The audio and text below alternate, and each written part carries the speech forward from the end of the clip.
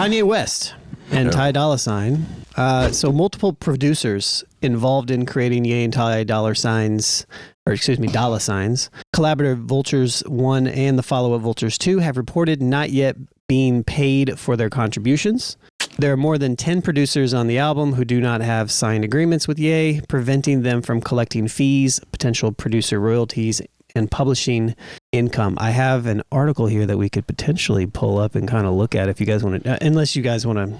I don't know if you want to know more information on it or what. Yes, let's get a little bit more. I mean, I've read a little bit, but there's one piece in there that I'm sure the article will allude to that caught my attention. So yeah, it's a mess. So let's see, we have no idea when payment will be made, which is unfortunate, says one attorney. So let's scroll down here. This is from Billboard. Attorneys in the music industry are a competitive bunch. They vie for high-performing clients and duel with each other over deal points. Battle is in their blood. Perhaps unexpectedly, a number of these attorneys have joined forces unified by a common goal, getting their producer clients paid for the contributions to Vultures 1, the first of 2004 albums from Ye and Ty Dolla $ign. Since its February release, Vultures 1 has earned more than 817,000 album equivalent units in the U.S., according to Illuminate. Over 1 billion on-demand streams and a Grammy nomination for the hit Carnival. But more than 10 producers on the album do not have signed agreements in place with Ye, meaning they are unable to collect fees as well as potential producer royalties and income for their work. Several of the producers who worked on Vultures 2, which came out in August, share the same unpaid fate as their colleagues who worked on the first installment. We have clients who produce music on Vultures albums and have still not been paid for their services, even though both albums have been released. Bob Celestin, I believe, a music attorney, told Billboard. Presently, we have no idea when payment will be made, which is so unfortunate and unfair. You would think Ye would be more sensitive to this issue because he is a producer. We've had trouble receiving a producer agreement from Ye, adds Brittany Trigg, another lawyer who represents a producer on Vultures 1. A representative for the Star did not respond for comment. Let me see if there's anything else here. So this problem continues to plague the music industry. It's at highest levels. Jason Berger, a partner at Louis Brisbois, estimates that in 9 out of 10 deals, the producer has not been paid the day the music comes out, which is very interesting. I did not know that. The more convoluted the system gets, the less money comes down to the people that are actually making the product, says Nima Nasseri, who manages Hit Boy. He was not involved in Vultures 1. Why do people have to fight to get paid? Welcome to the music industry. Yeah, I don't know if you... Well, what jumps out to me is the comment about no agreement, because we always talk about paperwork and reading this and making sure you have that, and artists sticking around closer to their agents and all this other stuff that we've talked about, on some recent episodes. There comes a point in time where, like I believe the last part that you read, where it kind of points to just like morality in general. Like if you're a producer or artist of this magnitude and you know what it's like, you just expect people to do certain things and just go ahead and take care of the producers and just pay them, right? Like just, you've already been through this before, so you know what it is now. Just pay the producers. You got it. So it's weird because a project of that size and nothing is on paper, that's tricky, man. That's tricky, man.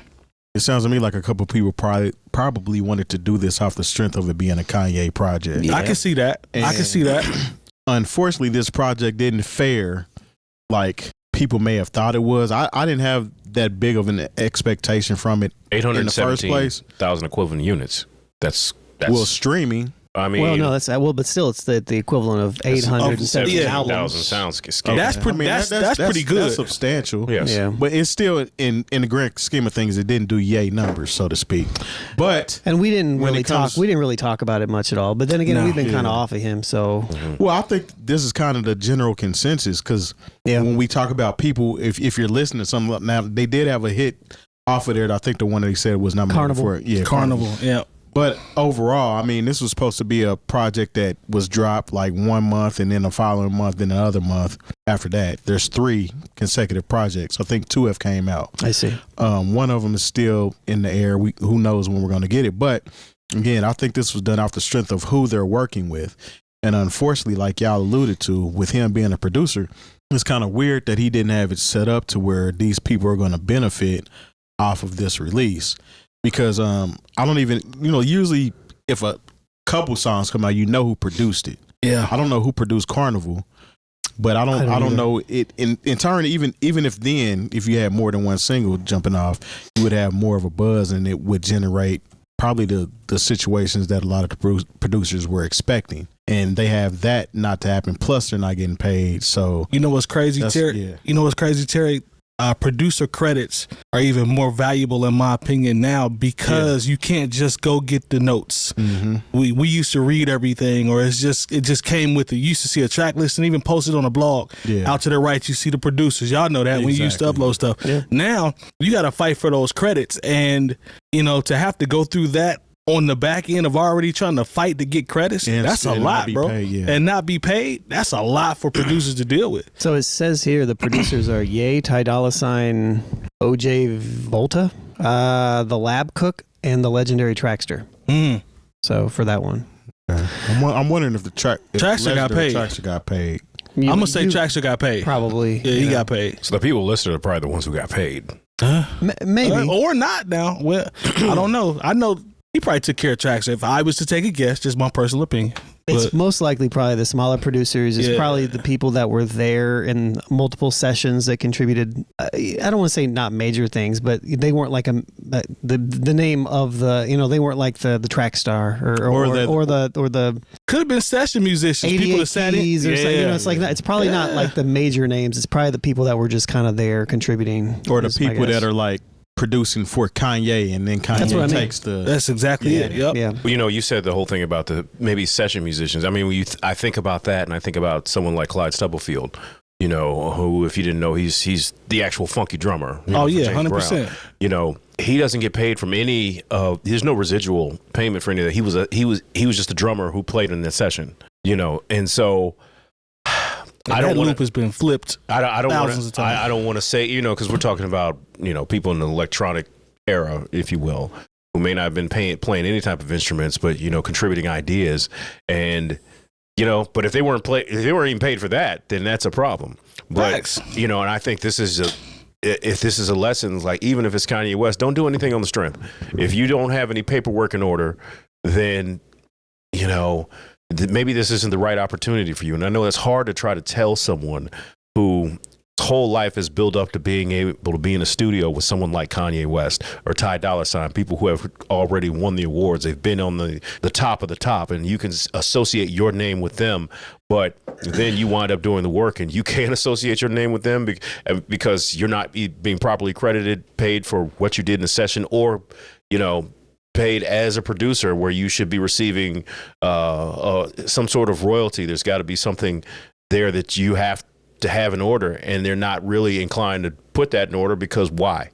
Who are you to say anything to me? Because, Kanye West talks, and during the first part of his career, there are things he did it wasn't really credited for. Absolutely. So in his mind, maybe he, instead of thinking, man, I don't want to put other people through that, he's like, hey, I'm setting you on your road to greatness by doing these shady things to you. I don't know. Or maybe it's just an oversight. I mean, it's possible that it's an oversight, and that maybe it was a pretty organic thing. Maybe he didn't have his typical people around him that typically takes care of this stuff, and maybe some people got left through the cracks. Who knows exactly what it is, but either way, like you should, I got a question do your due diligence. I got a question for you. So, kind of to what Jay was talking about and what we've all talked about with the producers and some that have the smaller names. Do you think if some of these guys, or we'll just say they're younger, it might be early 20s, mid 20s, do you think the placement with him has enough social currency where they may not care as much? You see what I'm saying? Like, it's so. Because if I'm 23 and I'm on this project and you can go look it up and see it, yeah, of course I would like to be compensated, but I think to a degree. You know what I'm saying? Like, I think there's still probably some value, but this sounds more of like lawyers just trying to look out for maybe the people they're representing, or you know what I'm saying? I think it's probably bigger than that. I look, if I'm on a Kanye West, I don't know, maybe I'm just looking at this through the lens that I am now. Like, yeah, it's one thing to for it to be a cool opportunity, but all the things have to be dotted and crossed at the same time, otherwise, why are we doing it? Why am I doing it? You know what I mean? So, but I think there's probably a little bit when you're younger too. Yeah. And many of us have been through it to some degree of doing stuff and just be kind of well, we'll do it for the look. Yep. but the fact that lawyers are involved here lets me know that that these producers in general are looking for that, looking for the things that they are owed, and I think that's cool. See that. That's true. Yeah, get what you worth. Yeah, but I can see too that, like, say one of y'all had this opportunity, and you just had to catch this flight and be here. Me personally, I probably would have caught that flight and got there and tried to figure it out for sure while I'm there. Absolutely. Versus me, like, well, is the paperwork in order? Can we figure this out before I come? Because you might lose an opportunity based off of that. So it might be one of them situations where they was like, get here and we'll figure it out later. And they got there and went through the whole process, and later just never happened. I can see that, Jerry. That's a good point. That's why they say you should always have split sheets in the studio while you're working on stuff. And so as you're working on stuff, you fill out the split sheets so you know who's owed what, depending on who's working on what, and you're going through that whole process. But I definitely think that that's probably a thing that can happen. I also believe that that's probably not something that's going to happen to somebody like an 88 Keys. I could be wrong.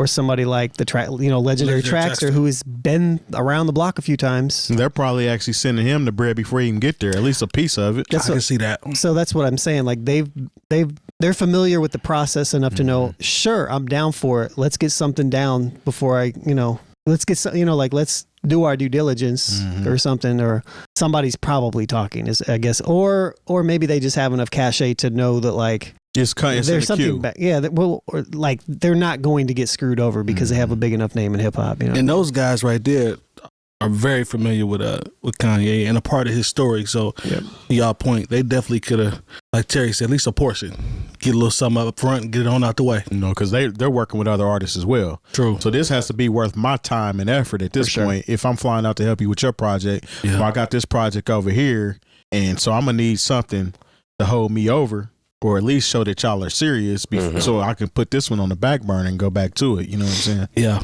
Yeah. Even still, like if you're just taking publishing splits, like you would think, as opposed to, like, they say sometimes the producers don't get added until after the song is out, because, and I could be wrong here, but it's always been my interpretation that when you're doing mechanical, like the streaming related, like you're selling and you're streaming, like, you need to have those splits kind of up front. You don't necessarily have to, but it makes sense to, especially if you're an independent artist out there, you can do all that up front. But publishing stuff, it doesn't necessarily have to be registered on time, and I think that's part of it as well.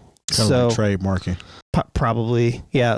In a way, like, as long as you get it registered before it's like reported or something. I don't know exactly how it works exactly, but I've always been under the impression that you don't have to have.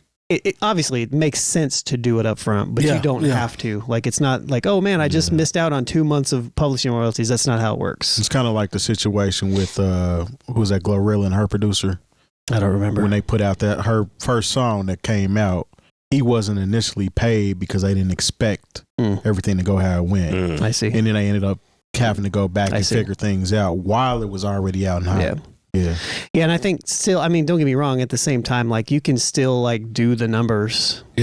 And do the calculations, like, after the fact. You can do that. Somebody can do that. It's not like it's that hard, but in the day and age where everything is mostly automated, like, if I put out a record tomorrow and all you guys are featured on it, well, I go in the back end and I get you guys all to sign up for Split Share, and that's all taken care of automatically. You all have your own accounts.